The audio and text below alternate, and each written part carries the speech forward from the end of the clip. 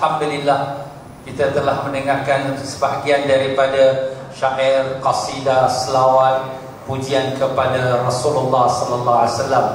Sebenarnya alim-alim ulama kita telah banyak mengarang syair-syair dan juga qasidah-qasidah yang memuji baginda Nabi sallallahu alaihi wasallam. Walaupun sudah dipuji dan ditulis, yang datang kemudian pun tambah lagi pujian dan menulis lagi. Tapi percayalah, kesemua mereka tidak sampai lagi kepada kesempurnaan pujian kepada Nabi sallallahu alaihi wasallam. Kenapa? Karena baginda Nabi sallallahu alaihi wasallam sangat terpuji dan tidak ada siapa yang mengetahui setinggi mana kepujian Nabi melainkan yang menjadikannya, yaitulah Allah Subhanahu wa taala. Maka dengan sebab itulah berkata Al-Imam Busairi rahimahullah ta'ala dalam kitab Burdahnya, pujilah kamu pada Nabi sallallahu alaihi wasallam, tolak tepilah apa yang telah dilakukan oleh kaum Nasara. Kaum Nasara menjadikan Nabi Isa sebagai Tuhan. Tolak tepi itu, maka pujilah sebagaimana mana kamu nak puji, karena dialah yang berhak menerima pujian. Jadi malam ini kita telah mendatangkan beberapa syair dan qasidah memuji Nabi sallallahu alaihi wasallam untuk mendatangkan zauq atau rasa kasih sayang, cinta, rindu kepada Nabi sallallahu alaihi wasallam.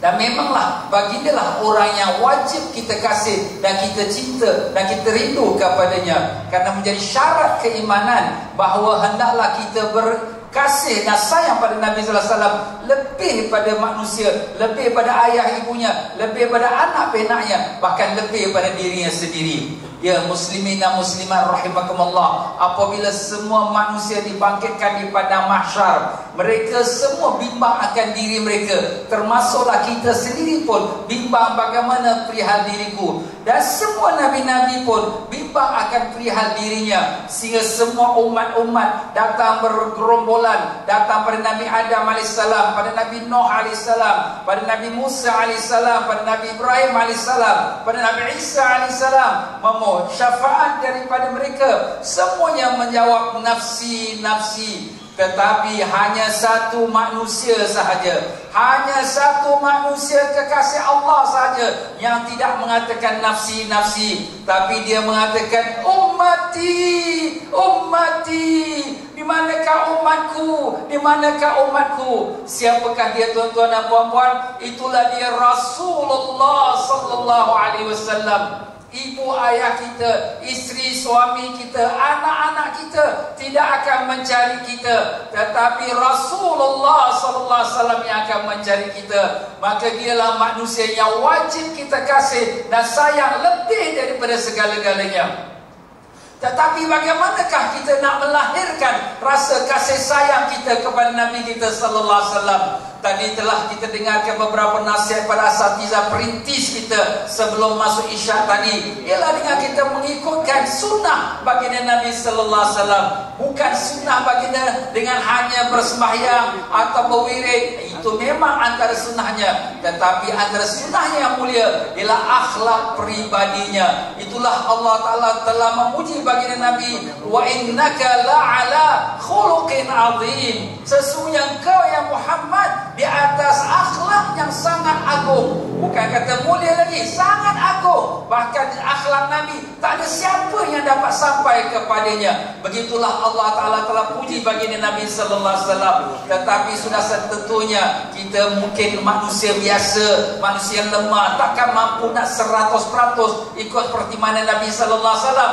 Tapi paling-paling tidak kita jagalah orang-orang yang Nabi kasih. Jangan sampai kita mengecewakan mereka, jangan sampai kita menjatuhkan hati mereka ataukah menjadikan hati mereka sedih. Siapakah orang yang Nabi kasih? Pertama sekali ialah umat Nabi Sayyidina Muhammad sallallahu alaihi wasallam. Kita dalam berkeluarga, suami isteri, hendaklah kita jaga perkataan kita.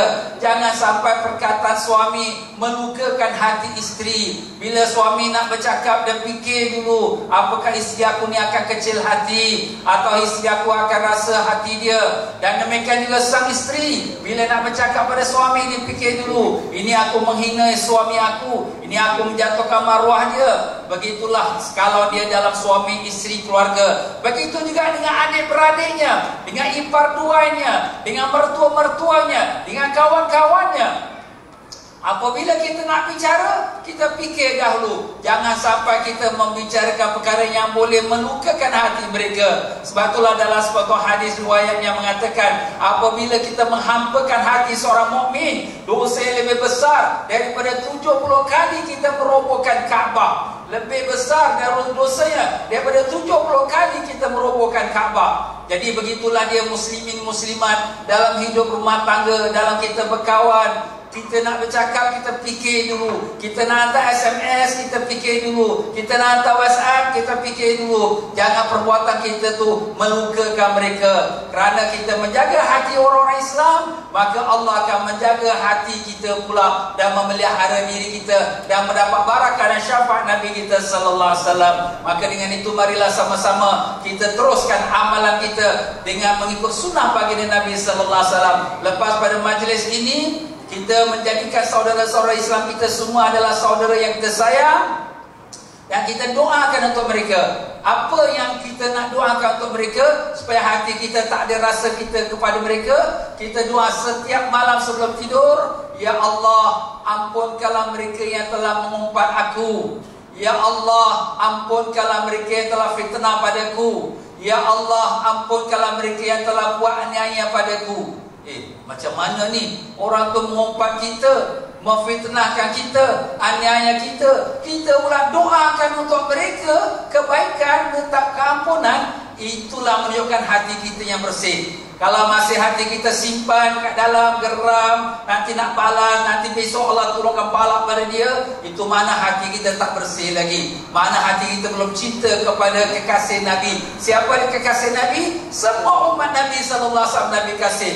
Walaupun orang itu orang maksiat sekalipun, Nabi sallallahu alaihi wasallam akan memberi syafaat pada setiap orang yang beriman. Kalau sudah masuk ke neraka pun, Nabi akan beri syafaat untuk mereka dimasukkan ke dalam syurga. Begitulah kasih sayang Nabi tidak terhad hanya pada orang solehin, orang ahli ibadat, bahkan pada seluruh umat yang beriman. Itulah sifat yang patut ada dalam hati kita. Kasih pada semua saudara-saudara Islam kita. Kalau orang mengumpat, orang mengata, orang fitnah, tak apalah, ya Allah ampunkanlah mereka. Mudah-mudahan kita pun dapat pengampunan Allah. Kalau sekira hati kita boleh buat macam tu, maka insya-Allah dapatlah hati kita tu bersihkan hatinya untuk cinta pada semua kekasih Nabi sallallahu alaihi wasallam. Dan mudah-mudahan majlis ini akan menumbuhkan hati kita rasa kasih sayang pada seluruh umat Nabi Sayyidina Muhammad sallallahu alaihi wasallam. Dan marilah sama-sama kita mendengarkan qasidah dan seterusnya Mahalul Qiyam, dan kita akan tutup nanti majlis ini dengan majlis akad nikah insya-Allah. Tafadhal.